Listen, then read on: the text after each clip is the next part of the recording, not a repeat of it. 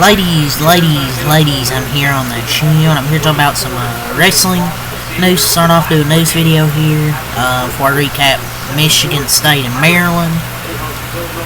So let's start off here with wrestling. Start with WrestleOps. The TKO CFO Andrew Schleimer states they expect to hold 3 pay-per-views in Saudi Arabia in 2026, the first being the Royal Rumble. I've expressed this before. I just don't care for the Saudi shows. I just don't. Can we stop with the Saudi shows and have it for the Royal Rumble? Come on. Why don't they give them every show at this point? Oh, the Rumble crowd's gonna be fired. Saudi is some of the worst crowds in WWE history.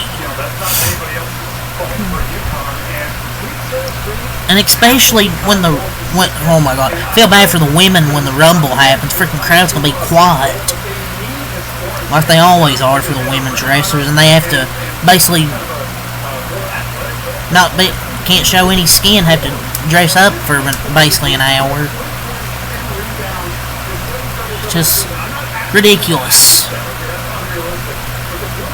I mean, I say this, and that's probably giving me an idea to give Saudi every show.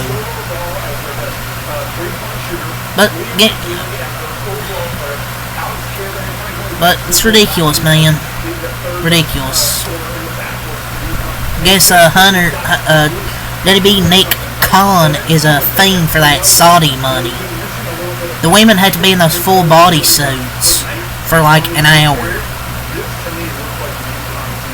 Like, how long is this Saudi deal, man? Sick of it. Like, I really am. The game, so freaking gone, man. Moment of silence for the women's division. Hopefully this deal's over in like 2 years. I think it's like 2027, 2028. I'm done. Can't wait to have boring crowds because WWE's a fucking fiend for that Saudi money. So, the current NXT Women's Champion, Julia, is dealing with an injury via PW Insider. I think she's still going to have a match, I believe. I don't know who it's with. I think it's with Stephanie. I don't know what injury it is. It just says she's dealing with an injury. So, the official theme song for the Elimination Chamber 2025 is No Way Out by Poppy.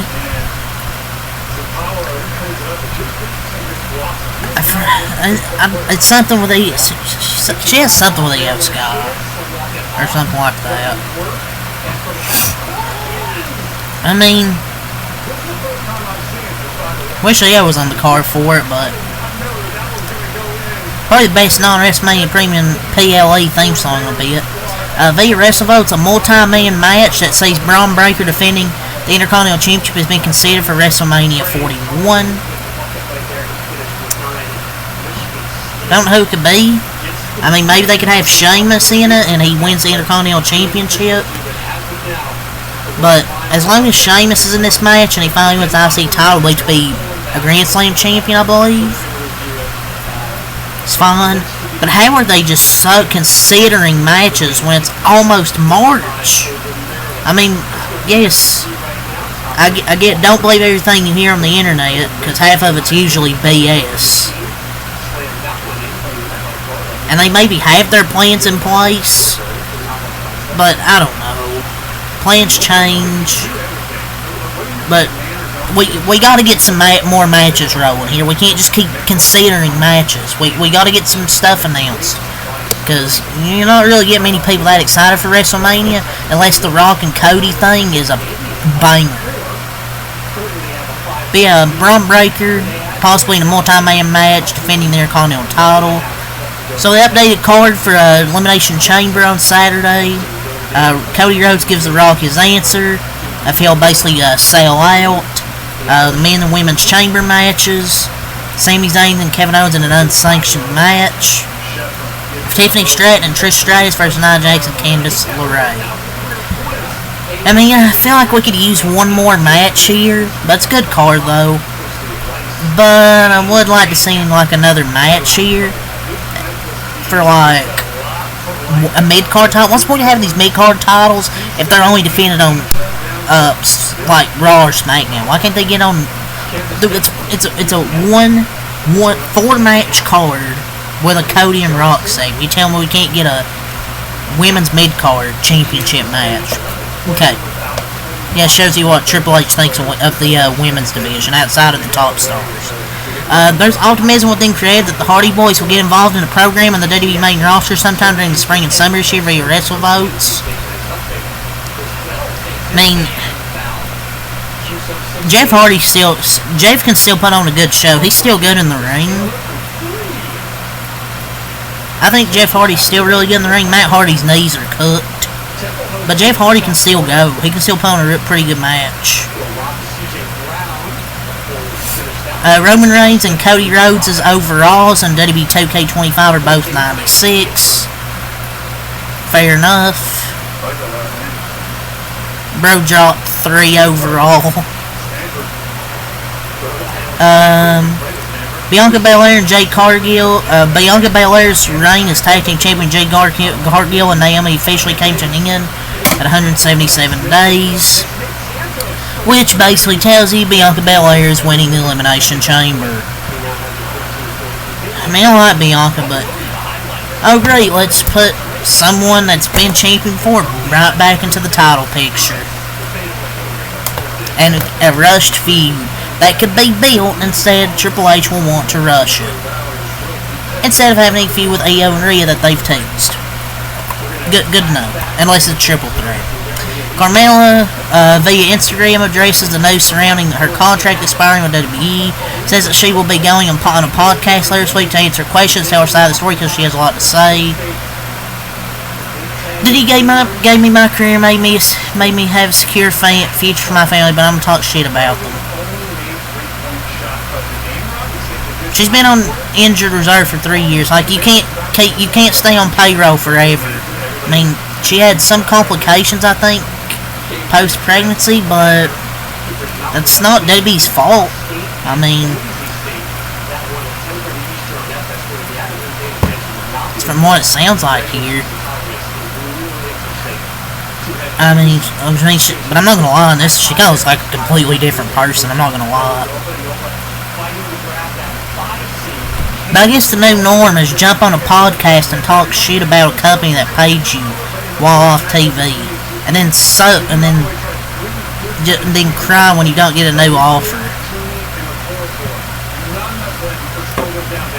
I mean, considering she probably can't wrestle for a while, she isn't going to badmouth them, I guess. But she hadn't had a match since 2023 and got paychecks. I mean, yeah, I think she's pregnant. So that's all the wrestling to talk about there. So it took 8 minutes. I didn't think it'd take that long, but I had a lot to say. So we'll get to some NFL here. So the Patriots, they have given defensive tackle Devon Godchaux permission to seek a trade per rap sheet. Is this guy any good? Not really sure. I mean, he really struggled with the Patriots, but if you get some good guys around him, maybe he'll be good.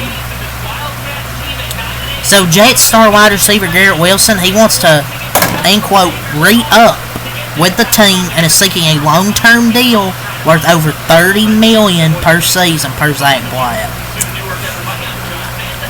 I mean, look, he had a change of heart when he heard Aaron Rodgers, Devontae Smith wanted out. Or were out, excuse me. I mean, I think he's really good. 3 straight 1,000-yard seasons for them, even with Aaron Rodgers at quarterback, washed Aaron Rodgers. And I mean in Jets history, I'm not saying 3 straight 1,000-yard seasons. That was not done on the Jets since 2016.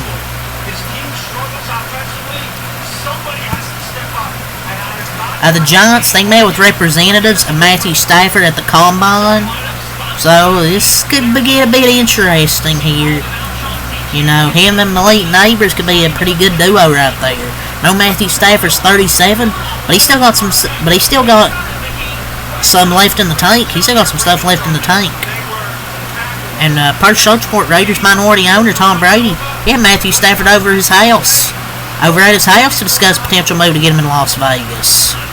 The Rams have given permission to speak with other teams. So this will be interesting here. This isn't tampering. They gave permission for him to speak to other teams. The Buccaneers have informed safety Jordan Whitehead they're not exercising his option bonus, making him a free agent in a few weeks. Man, safeties are disrespected nearly as much as running backs in the NFL.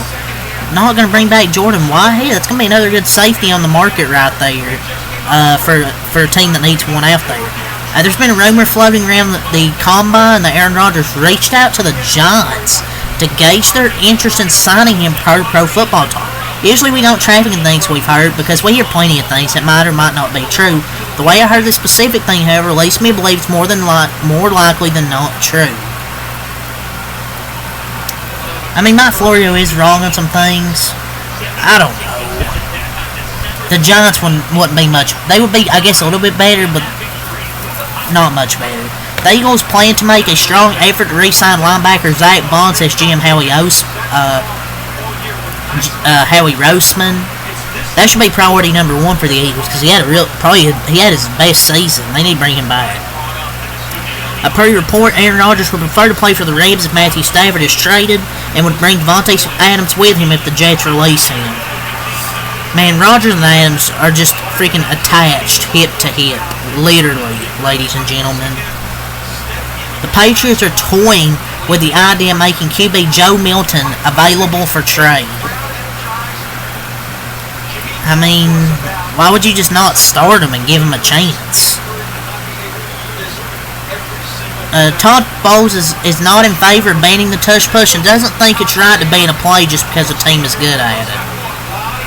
I respect your Mr. Todd Bowles, and he's correct. Just because one team's good at it doesn't mean you can ban it. I mean, if it's a easy thing to do, as most fans and teams claim it is, why can't every team do it? Finally, a coach here with sense. Oh, because the Eagles have not every team has a bad offensive line. The Eagles' offensive line is just the best. They have a QB that squats, 500 pounds. Then he has people that can push, get a good push up front, and people can push from the back.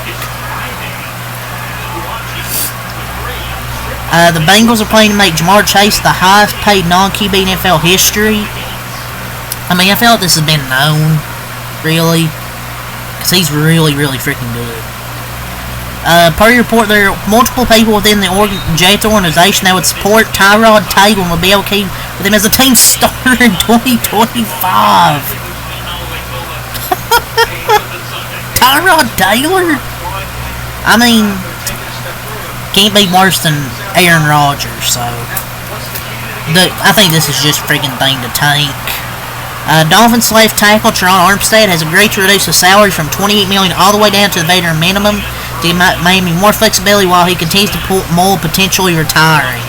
That's a good teammate there, man. But basically, he's going to retire, most likely. Longtime Eagles star left tackle Jason Peters, he's retiring from the NFL after almost 2 decades. Seahawks GM John Schneider says they will meet with Geno Smith's agents to start discussing an extension. They want Geno to be the guy moving forward. Have fun not making the playoffs. Okay, they might make the playoffs, but have fun not getting eliminated early every year. Still do this Geno Smith gimmick. Rob Gronkowski is considering a return to the NFL. The Broncos could be a landing spot. Gronk? Hey. Still got it. Will still have it if he comes back. Browns running back Nick Chubb is expected to hit the open market per GM injured Berry. Man, if I'm a Browns fan, I would be really pissed off with the injured Berry. Like, I know Nick Chubb's had two. He got injured twice. Well, he got injured where he tore his ACL, and then he suffered a season-ending injury last year. But after all he's done for them, man, you can't disrespect a loyal and beloved player like that and expect the fan base to be like, "Great job, Andrew Berry. You done a great job." You can't expect people to say that, man. Shakir, Bills wide receiver, he signed a 4-year extension worth up to $60 million including $32 million guarantee. The Chiefs' impression is that Travis Kelce is fired up and won't be retiring, based on a comment at the end of the season. The Eagles could potentially try to snake the Commanders if they think Washington's close to trade for Myles Garrett. So the Eagles and Commanders could be two teams there. The Rams are comfortable with Jimmy G as their starting quarterback if they decide to move on Stafford. Yeah, because they went so well for the 49ers. Steelers haven't spoken to Stafford. The Chargers have had a conversation with star pass rusher, but he could test free agency. So yeah, that's all to say here. Peace.